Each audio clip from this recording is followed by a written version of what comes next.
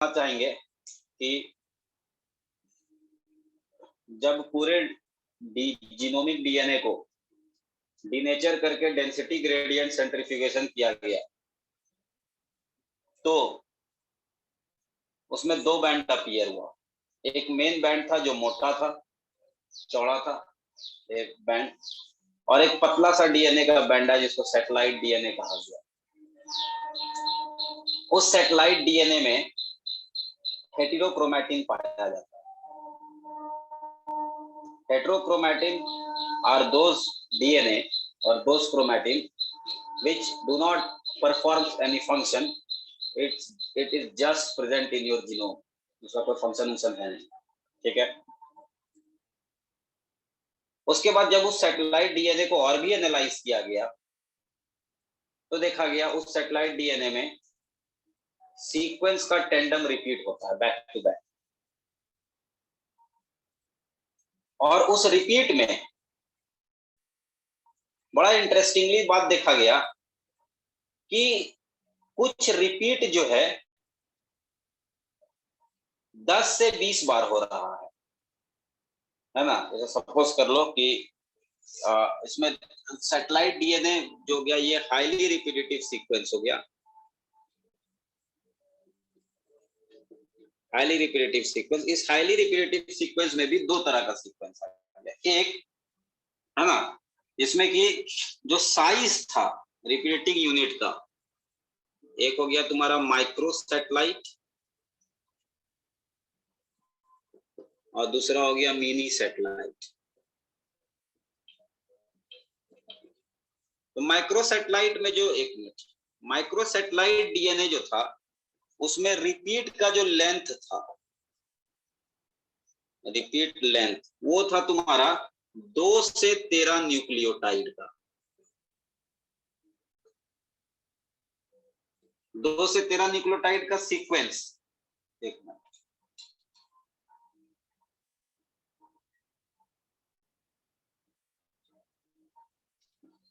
ठीक है। Repeat length जो था 2 से 13 न्यूक्लियोटाइड का, और मिनी सैटेलाइट में जो था 9 से 64 न्यूक्लियोटाइड का।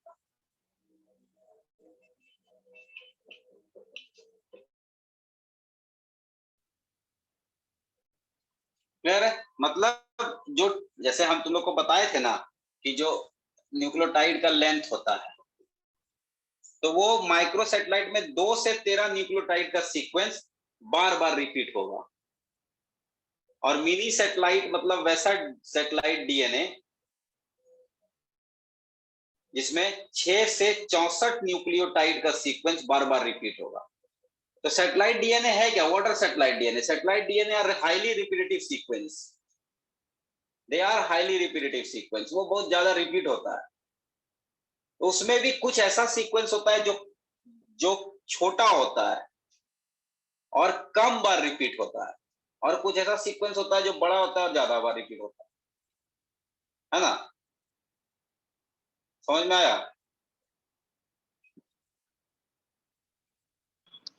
हाँ सर। ओके, तो ये जो तुम्हारा दिख रहा है माइक्रो सैटेलाइट जो रिपीट होगा, रिपीट होने के बाद इसका लेंथ जो हो जाएगा, टोटल लेंथ ये हो जाएगा लगभग 150 बेस पेयर तक का होगा। बेस पेयर मतलब समझ में आता है क्या होता है? बात करेंगे अभी हम। और इसका जो लेंथ हो जाएगा ये 20 किलो बेस पेयर तक का हो सकता है। समझना, इस बात को थोड़ा तुम लोग क्लियर कर दे। इसका मतलब, कहने का मतलब क्या हुआ? देखो, ये हमारा double standard DNA 5 prime to 3 prime, 3 prime to 5 prime. अब इसमें एक सीक्वेंस हम बना रहे हैं ए टी ए,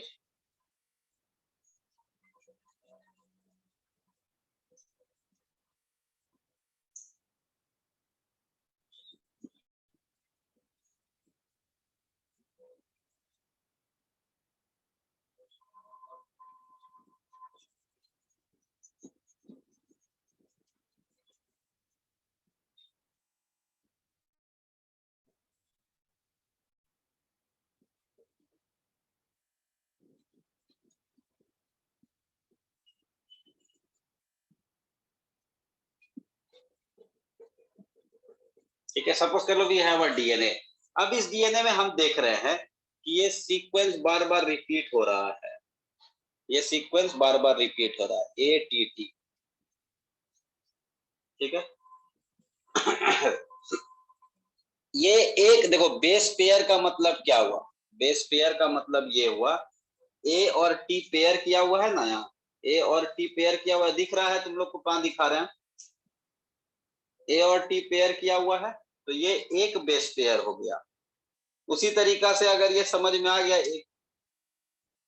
ये एक बेस पेयर हुआ, ये तुम्हारा सपोज कर लो ये एक base pair, one base pair. तो इसमें कितना बेस पेयर है बताओ तो, कोई गिन करके।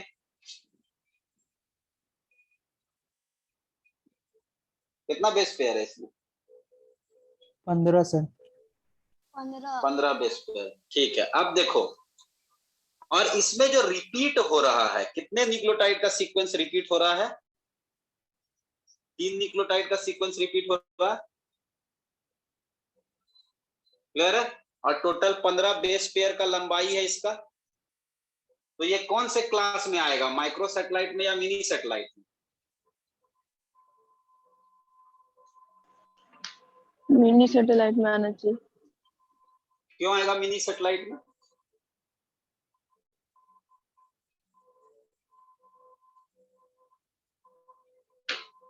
माइक्रो ना होगा सर। हाँ वही हम पूछ रहे हो, मिनी बोली सोता तो वही हम पूछ रहे, कौन बोला था मिनी सैटेलाइट? कैसे आएगा मिनी सैटेलाइट? हाँ वही बोली सर, वही। हाँ देखो हम ही बोल रहे हैं। तीन, अच्छा ठीक है कोई दिक्कत नहीं, 3 न्यूक्लियोटाइड का रिपीट है, तो ये इस क्लास में गिरेगा 2 से 13, और लेंथ 150 बेस पेयर तक का होता है, लेंथ इसका 15 बेस पेयर है, तो ये माइक्रो सैटेलाइट का एग्जांपल हुआ ये। हाँ अगर 9 से 64 न्यूक्लियोटाइड का रिपीट होता और लेंथ उसका total 20 kilo base pair, 20 kilo base pair का मतलब क्या होगा, 20,000 बेस पेयर लंबा रहता, तब वो जाकर के मिनी सैटेलाइट कहलाता। तो जो हाँ सर वीएनटीआर जो होता है वो हमारा वो मिनी सैटेलाइट के अंदर आता है, आया समझ में? हालांकि ये जो टर्म है mini satellite, micro satellite, VNTR, ये सारा चीज जो है क्लियरली डिफाइन नहीं किया गया है, आगे जाकर के ये थोड़ा वेग हो जाता है, लेकिन फिर भी जो तुम्हारे बुक में दिया हुआ सारा टर्मिनोलॉजी तुमको क्लियर हो गया होगा, इसीलिए मैं इतना सारा चीज बताया।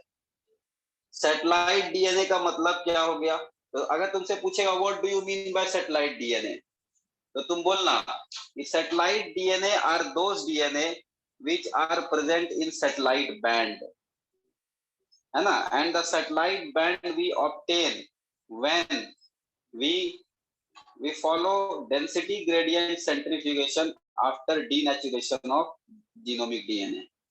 जो पूरा जीनोमिक डीएनए है उसको निकाल करके डीनेचुरेशन करते हैं, फिर डेंसिटी ग्रेडियंट सेंट्रीफ्यूगेशन करते हैं, then we get a main band and a satellite DNA band, and in that satellite DNA band we get highly repetitive sequence that are grouped into mini satellite and micro satellite, and VNTR is a mini satellite।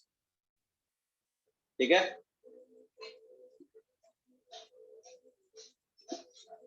ठीक है जी, ठीक है। अरे एक चीज हम तुम लोग को दिखाते हैं, इतना चीज तो इसमें फैसिलिटी है ही।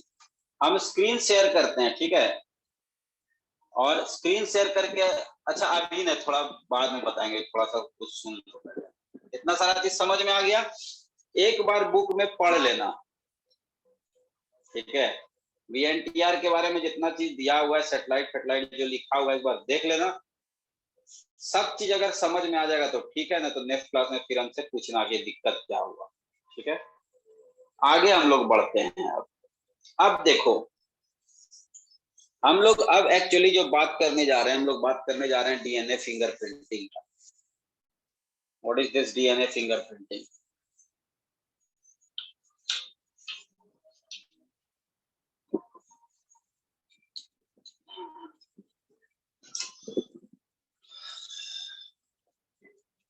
बड़ा टॉपिक है,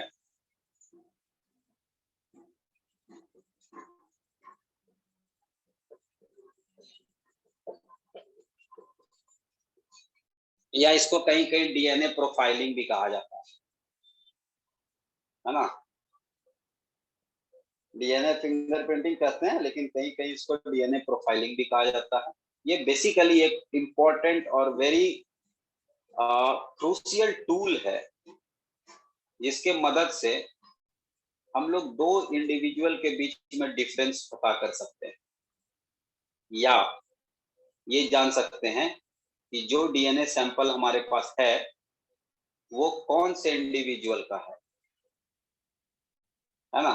तो डीएनए फिंगरप्रिंटिंग बताने के लिए हम एक लंबा प्रोसेस लगेगा, हमको टाइम लग सकता है, लेकिन हम एक एग्जांपल के थ्रू तुम लोग को डीएनए फिंगरप्रिंटिंग बताएंगे, है ना। तो एग्जांपल क्या है, तुम अब तो टीवी भी देखता है कि नहीं जी तुम लोग? टीवी भी देखते हो तुम लोग कोई? नो पाक। बहुत बढ़िया। कौन सा टीवी सर? कौन सा टीवी? कौन सा टीवी? कौन सा टीवी मतलब? घर में जो टीवी रहता है उसमें डिसकनेक्शन रहता है, रिमोट दबाते चैनल बदलता है, वही वाला टीवी, और क्या?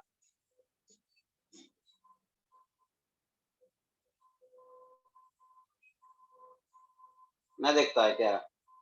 देखते हाँ हैं सर सर। जी देखते हैं। हाँ सर, देखते हैं सर, चलता है देख नहीं लेते हैं। सर, उसका मतलब है टीवी शो सीरियल वगैरह देखता होगा, वही पूछ नहीं रहा नहीं, था हम मैं वो सर। नहीं बोल रहे। अरे आप सीआईडी का नाम तो सब सुनवे किए होगे, हाँ सर। हाँ सोनी पे जो देता था।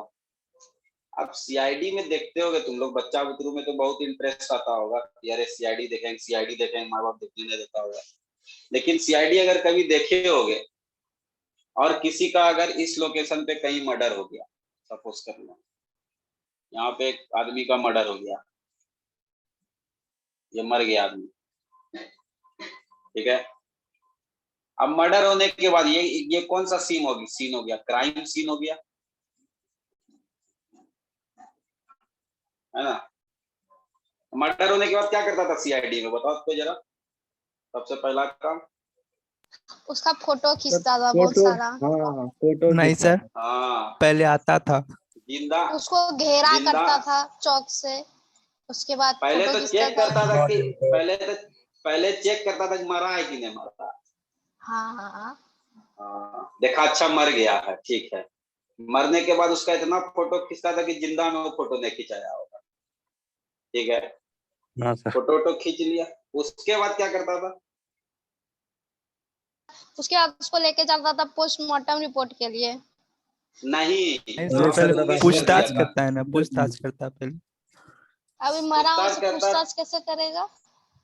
अरे मरा मोहल्ला हुआ ने बकलोल अगल बगल वाला से कैसे मरा देखा क्या, तो बताएगा हाँ नहीं है। और एक और काम करता था, तुम लोग भूल गए, वहां से सैंपल कुछ कुछ कलेक्ट करता था, हाँ सर, बाल बाल का, लड़की का। ब्लड का, ये सब सैंपल हाँ कलेक्ट करता था, याद है। तो यहाँ पे हाँ क्राइम सर। सीन पे यहाँ पे सैंपल कलेक्ट किया, ये किस चीज का सैंपल जो कलेक्ट करता था? ये तीन चीज में से किसी एक का सैंपल कलेक्ट करता था, या तो ब्लड का, या तो टिश्यू पीस का, और या हेयर का, है ना। सैंपल कलेक्ट करता था, याद है। सैंपल कलेक्ट करने के बाद क्या करता था, ये जाके डॉक्टर सालुंके को देता था। सालुंके याद है, डॉक्टर सालुंके? हाँ सर। हाँ याद है। डॉक्टर, हाँ, डॉक्टर सालुंके को देता था कि डॉक्टर सालुंके फॉरेंसिक एक्सपर्ट था सीआईडी का। तारिका सर। अच्छा, तुमको तारीखें याद रहे, सालुंके याद नहीं रहेगा।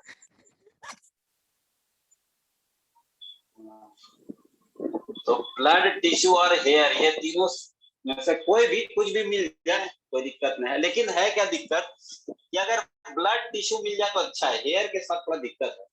बताएंगे क्या दिक्कत। ये तीनों जो सैंपल कलेक्ट किया, ये तीनों सैंपल क्यों कलेक्ट करता था? सालुंके को भेजा, और सालुंके क्या करता था, इससे डीएनए आइसोलेट करता, है ना। लेकिन एक इंपॉर्टेंट बात ये है कि हम हेयर से डीएनए आइसोलेट नहीं कर सकते।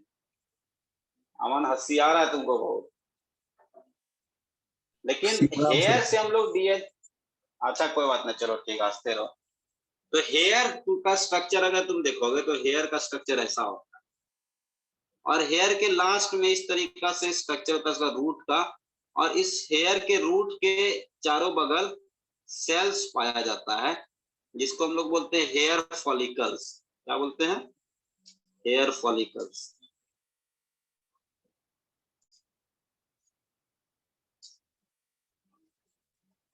Hair follicles. अब अगर सपोज कर लो हमारे पास हेयर का इतना सा टुकड़ा है, इतना सा टुकड़ा है, तो इसमें से हमको कच्चू भी नहीं मिलेगा। हमको हेयर से अगर डीएनए निकालना है तो we need this hair follicle part, है ना। इसीलिए हेयर से डीएनए निकालना थोड़ा दिक्कत वाला बात है, कि हो सकता है कि हेयर से डीएनए नहीं निकले, लेकिन ब्लड और टिश्यू से डीएनए निकल जाएगा, तो वो डीएनए आइसोलेट कर लिया। क्लियर है? अपना सालुंके काम कर रहा है इधर, और सीआईडी का दया तया सब अपना अलग काम कर रहा है। पूछताछ उछताछ किया, अपना इधर उधर तहकीकात किया, सबूत सबूत मिला, उसके हिसाब से क्या हुआ कि उसके हिसाब से 3 आदमी पकड़ा गया, suspect A, suspect B and suspect C. 3 गो आदमी जो है इसको मतलब शक के बिना पे इसको गिरफ्तार किया, कि हो सकता है कि इन तीनों में से कोई आदमी को मारा। और इधर सालुंके का अपना काम चल रहा है, डीएनए आइसोलेट किया।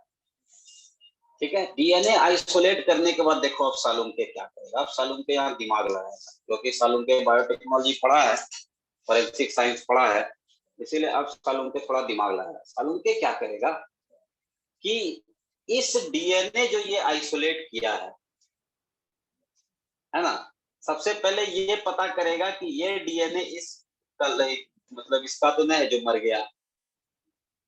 तो ये पता अगर चल जाए कि ठीक है चलो इसका नहीं है, तब आगे काम करो। मतलब ये जो डीएनए आइसोलेट किया गया है ये मरने वाले का नहीं, ये किसी और का है जो वहां पे था। ठीक है, तो अब अगर हम ये पता कर ले कि ये डीएनए किसका है, तो हम उससे फिर पूछेंगे ना तुम वहां क्या कर रहा था जी, है कि नहीं, लगभग केस सॉल्व हो जाएगा। तो इसीलिए हालांकि देखो इतना सारा चीज जो हम लोग पढ़ रहे हैं, ये सारा चीज को करने के लिए कोर्ट का परमिशन चाहिए, ऐसे हम अपना मर्जी से सब काम नहीं कर सकते। ये सब काम करने के लिए हमको कोर्ट का परमिशन चाहिए, कोर्ट के परमिशन से ही किया था, इसमें कोई दिक्कत नहीं है। साइड नहीं दिख रहा होगा, ठीक है। तो कोर्ट के परमिशन चल रहा है। अब सालुंके क्या किया, डीएनए आइसोलेट किया। डीएनए आइसोलेट करने के बाद देखो क्या करेगा सर, डीएनए आइसोलेट करने के बाद ये इस डीएनए से वीएनटीआर को आइसोलेट करेगा। कोई भी एक वीएनटीआर, हम बताए ना बहुत सारा वीएनटीआर होता है। लेट सपोज सालुंके क्या किया, टोपल वीएनटीआर को आइसोलेट किया। ठीक है, टोपल वीएनटीआर को या कोई भी वीएनटीआर को आइसोलेट कर लिया। तो ये आइसोलेट कैसे करेगा, देखो कैसे आइसोलेट करेगा। ये क्या करेगा, सबसे पहले जितना भी डीएनए आइसोलेट किया है, देखो हम तुमको बता रहे हैं, ज्यादा तुमको समझ में आएगा नहीं, क्योंकि बायोटेक्नोलॉजी पढ़े ना, बायोटेक्नोलॉजी पढ़ोगे तो और अच्छा समझ में आएगा। तो डीएनए आइसोलेट करने के बाद इस डीएनए को पूरा काट देगा सालुंके। ये टेस्ट ट्यूब है, और इस टेस्ट ट्यूब में ये डीएनए है, और इस डीएनए में ये डाल देगा एक एंजाइम कॉल्ड रेस्ट्रिक्शन इंडोन्यूक्लियेज। ये एंजाइम डाल देगा। ये एंजाइम डालने का थोड़ा वेट करना पड़ेगा। वेट करने का क्या होगा, ये डीएनए पूरा मेरा छोटे छोटे पार्ट में कट जाएगा। थोड़ा देर बाद क्या होगा, ये डीएनए का छोटा छोटा फ्रेगमेंट हमको मिलेगा इसमें। ठीक है ना। मिलने के बाद सालुंके क्या करेगा, इसका डीएनए जेल इलेक्ट्रोफोरेसिस करवाएगा। जेल इलेक्ट्रोफोरेसिस करवाएगा। नाउ यहां से अब तुमको समझना पड़ेगा ये डीएनए जेल इलेक्ट्रोफोरेसिस क्या होता है। इसको कराने में 1.5 घंटा लगेगा, है ना। हालांकि वो सालून के पे डिपेंड करता है कितना कराना चाहता है, लेकिन 1.5 घंटा लग ही जाएगा उसको। ठीक है, देखो इसमें क्या किया आता है डीएनए जेल इलेक्ट्रोफोरेसिस, ध्यान से समझेगा सब। डीएनए जेल इलेक्ट्रोफोरेसिस इतना चीज बनाए तुम लोग जितना हम बना दिए?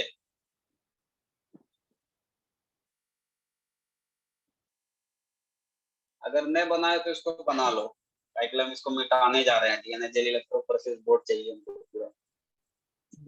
बना दीजिए, पानी पी लेते हैं। अरे अमन, तुम आम उनका फोटो लगाता है रे, आओगे तो आम लेके आना उधर से।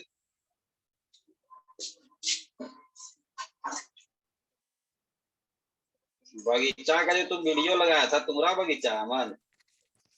नहीं सुना सर, सुनबे नहीं करेगा ये सर सब बात। मॉर्फोलॉजी सर एक बार हाँ। पढ़ा रहे थे ना, हाँ तो बोले थे ना कि उसका वो बोला था कि मेरे घर में जो आम का पेड़ है वो बहुत बड़ा है, बीजू आम होने के बाद भी। हाँ। उसके लिए लगाया है सर। किसके लिए लगाया? आपके लिए लगाया है सर। अब नहीं बीजू तो आम खिलाएगा रे तुम? नहीं कुछ सर, कुछ बोल भी नहीं रहा है सर। अरे डिलीवरी आया कि सारे वाला वहीं पे कौन रुकेगा। सी डिलीवरी आया रे? क्या क्या ये खरीद शर्ट रहा नहीं है? शर्ट मंगवाया है? हाँ वाह रे अमन, वाह ये भाई।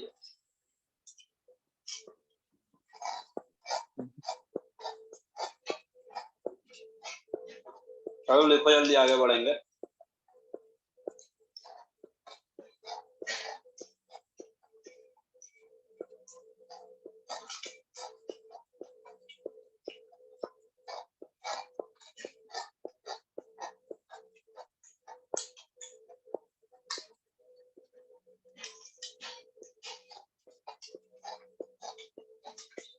हो गया?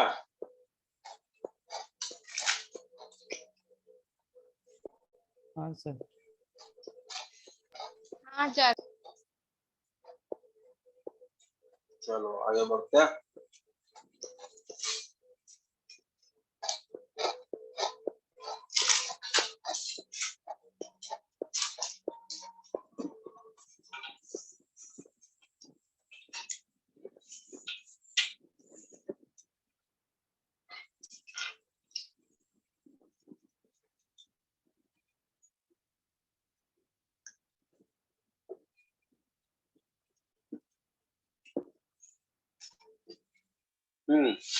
तो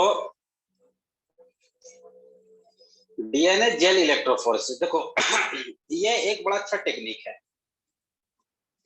क्या करते हैं इसमें हम लोग कोई भी चार्ज मॉलिक्यूल को सेपरेट करते हैं। क्या करते हैं इसमें हम लोग? Separation of charged molecule. ठीक है? हाउ? या based on what? Based on size, under the influence of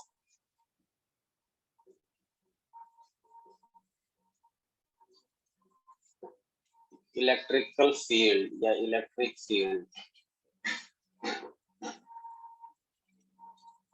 क्या हो गया?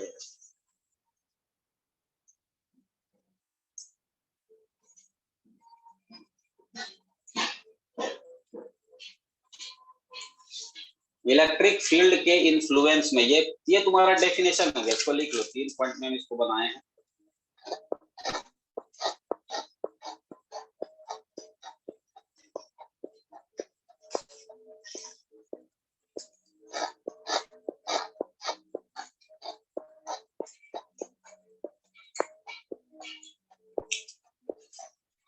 What is gel electrophoresis? Gel electrophoresis is a process in which we separate charged molecules like DNA. DNA charge molecule है ना जी? हाँ, charge molecule like DNA को हम separate करते हैं based on what? Based on it's size. and under the influence of electrical field. This is called gel electrophoresis.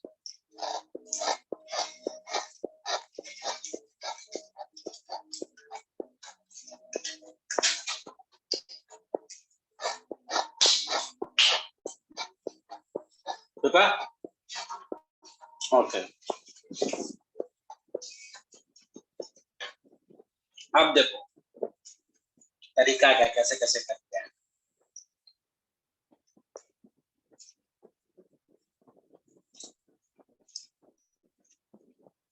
इसमें सबसे important चीज है अगारोस। अगारोस एक तरह का कार्बोहाइड्रेट है विच इज ऑब्टेन्ड फ्रॉम अगार। अगार भी एक तरह का कार्बोहाइड्रेट है और अगार जो है जेलेटिन कंपाउंड है। कोई भी फूड मटेरियल में जब हमको जेल लाइक टेक्सचर लाना होता है, जैसे जैम में, जेली में, है ना, जब हमको टेक्सचर लाना होता है जेल वाला तो हम लोग अगार यूज करते हैं। बट मॉलिक्यूलर बायोलॉजी लैब में इस अगार को प्यूरिफाई करके अगारोस बनाया जाता है। वो अगारोस पाउडर हम लोग यूज करते हैं। कुछ नहीं करते हैं, 0.1% अगारोस पाउडर लिए, है ना, और इसको 100 ml वाटर में, तो उतना डिटेल बताने की जरूरत नहीं, अगारोस का एक सॉल्यूशन बनाते हैं।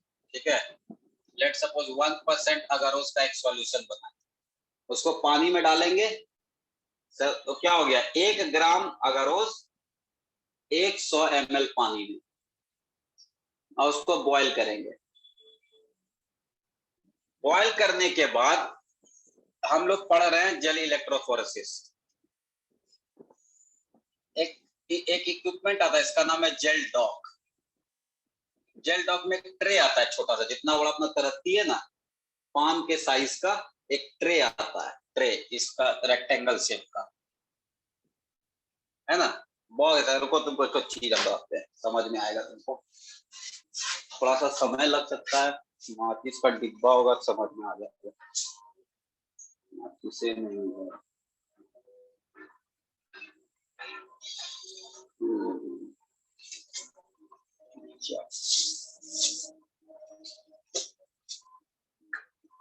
एक मिनट रुकना, इसको आप पेशेंस रखो।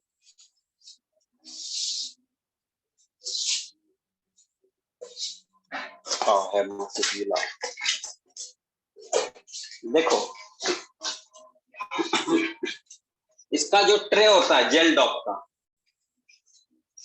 इस तरह का ट्रे होता है। माचिस का एक खोले ना, इस तरह का, साइड से जो देखेंगे तो वही हम डायग्राम बनाए हैं। और ऐसे इसी तरह का ट्रे है, लेकिन ये बड़ा होता है, तरत्ती कितना बड़ा होता है, और कांच का बना होता है। कांच मतलब जो कचकड़ा होता है ना, ट्रांसपेरेंट कचकड़ा का बना होता है, इसी तरह का बक्सा है। तो हम लोग क्या करेंगे कि 1% अगार का सॉल्यूशन बनाए और इसको इसमें डाल देंगे, तो पूरा भर जाएगा, है ना, भर जाएगा। क्लियर है? भरने के बाद उसमें क्या करेंगे, जब वो लिक्विड ही रहेगा तो उसमें छोटा छोटा छेद कर देंगे, छोटा छोटा छेद कर देते हैं। ठीक है, ऊपर साइड में, एक साइड में। तो क्या होगा कि जब वो जम जाएगा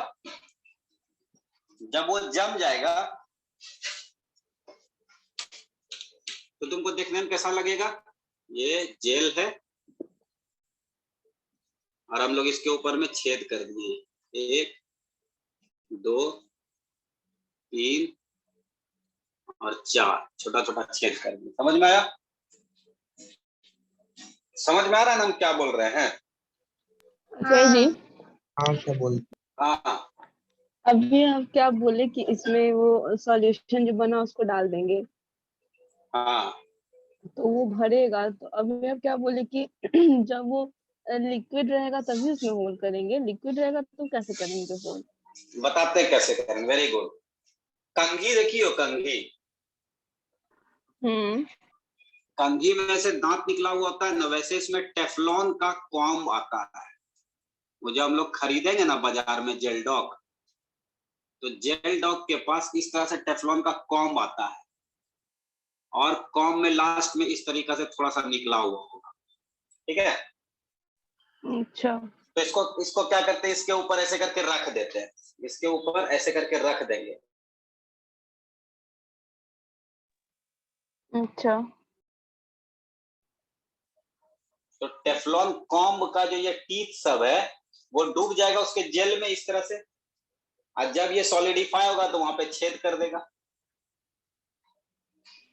ओ अच्छा ठीक ठीक है, ओके। हाँ अब देखो ये छेद हो गया। अब क्या करेंगे इसमें, हम ध्यान देखो, अब सालुंके के पास चलो। सालुंके क्या किया था, जो मेरा सैंपल आया था ब्लड का सैंपल, कहां से, क्राइम सीन से, उसका टोपेल वीएनटीआर आइसोलेट कर लिया था ना जी। तो उसका ये जो ये तुम देख रहे हो ये वाला, एक काम करते हैं इसको थोड़ा सा और बढ़ा और एक वेल और डाल दो। तो ये मेरा जो क्राइम सीन का सैंपल है उसका डीएनए इसमें सालुंके डाल दिया। ये क्राइम सीन का सैंपल है, सैंपल ठीक है। इस वाले गड्ढा में सैंपल डाल दिया। उसके बाद दया को बोला कि कोई सस्पेक्ट पकड़े हो जी, तो दया और प्रद्युमन बोला हाँ 3 गो को पकड़े हैं। तो बोला क्या कि तीनों का डीएनए हमको, मतलब तीनों का ब्लड लाके दो हमको। तो क्या किया दया, तीनों का ब्लड ला करके उसको दिया थोड़ा थोड़ा। सालुंके क्या किया, तीनों मतलब कौन तीनों, जो शक में था, ए बी और सी, तीनों का ब्लड सैंपल लाया और इससे डीएनए आइसोलेट किया। सेम काम किया जो वो क्राइम सीन के सैंपल के साथ किया था, टोपेल वीएनटीआर आइसोलेट किया और ए का सैंपल इसमें डाला, बी का इसमें डाला और सी का इसमें डाला। ठीक है, समझ में आया? हाँ वेरी गुड। अब देखो डीएनए सैंपल डाल दिया है, पूरे डीएनए का सैंपल डाल दिया। टोपेल वीएनटीआर अगर तुम ध्यान नहीं भी दो तो कोई दिक्कत नहीं, उसको दिमाग से निकालो। डीएनए सैंपल लिया, उसको रेस्ट्रिक्शन एंडोन्यूक्लियस से कट किया और यहां डाल दिया। ए का ब्लड लिया, उससे डीएनए आइसोलेट किया, रेस्ट्रिक्शन एंडोन्यूक्लियस से कट किया, इसमें डाल दिया। बी का भी वही किया, सी का भी वही किया। ठीक है, अब ये वाला जो खाली देख रहे हो तुम लोग वेल, इस वेल में क्या करना है, इस वेल में सालुंके क्या करेगा, मार्केट जाएगा। मार्केट मतलब कहाँ, वैरायटी चौक में, जो क्या कहते हैं वो रिसर्च का सामान उमान रखता है, या ऑनलाइन ऑर्डर करेगा। क्या करेगा order, he will order DNA ladder sequence. DNA ladder sequence ये होता क्या है, देखो कोई भी चीज जब हम नापते हैं लेंथ, तो नापने के लिए हमको एक स्केल चाहिए, मीटर स्केल या फिर कोई भी स्केल चाहिए। उसी तरीका से जब अननोन डीएनए फ्रेगमेंट का लेंथ नापना होता है तो उसके लिए जो हम लोग यूज करते हैं scale, that is called DNA ladder sequence. DNA ladder sequence कुछ नहीं है, ये मार्केट में मिलने वाला 1.5 ml, ओनली 1.5 ml का सॉल्यूशन होता है। और